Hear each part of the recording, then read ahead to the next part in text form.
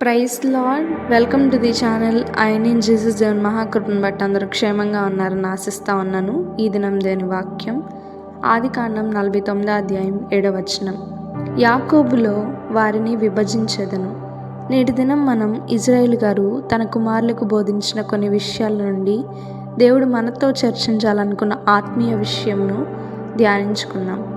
అదేమనగా యాకోబులో అనగా యాకోబు మోసగాడు అంటే పాపపు జీవితము. మన యొక్క బ్రతుకులో ఏ పాపపు కార్యములు మన దరి చేరుతా ఉన్నాయో వాటన్నిటి నుండి దేవుడు మనల్ని ఈ దినమందు విభజిస్తాను అని చెప్తా ఉన్నారు. ఆయన విభజించాలి అనుకుంటా ఉన్నారు. ఆయన మనల్ని వేరుపరచాలి అనుకుంటా ఉన్నారు.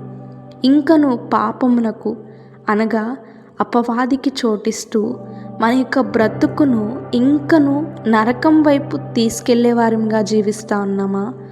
ఆయన విభజించిన ప్రతి దానికి లోబడుతూ, దేవా నువ్వు చేసిన ప్రతిదీ కూడా నా మంచి కొరకే, నన్ను పరలోకపు వారసునిగా చేయడానికి నువ్వు చేసావని ఆయనకి మన యొక్క జీవితాన్ని సమర్పించుకుంటా ఉన్నామా?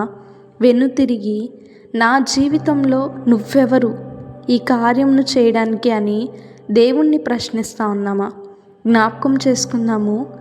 తగ్గించుకొని తప్పిపోయిన కుమారుని వలె మనం ఆయన చెంతకు చేరుదాము. దేవుడు మనల్ని దీవించునుగాక. ప్రార్థించుకుందాము. మమ్మల్ని మిక్కిలిగా ప్రేమించిన మా ప్రియ పరలోకపు తండ్రి, ఈ దినమందు ప్రభువా నాయనా, నువ్వైతే మమ్మల్ని పాపంలో నుండి విభజించాలని ఆశ కలిగి ఉన్నావు. ఆ ఆశను మేము కూడా అర్థం చేసుకొని మా యొక్క ప్రతిఫలం కొరకు మేము ప్రయాసపడి పరలోకపు వాసుల వలె మేము జీవించడానికి మీరే సహాయం చేసి నడిపిస్తారని యేసు ఉన్నతమైన అతి శ్రేష్టమైన విలువైన నామంలో అడిగి వేడుకొని పొందుకొని ఉన్నాము తండ్రి. ఆమెన్. Praise lord.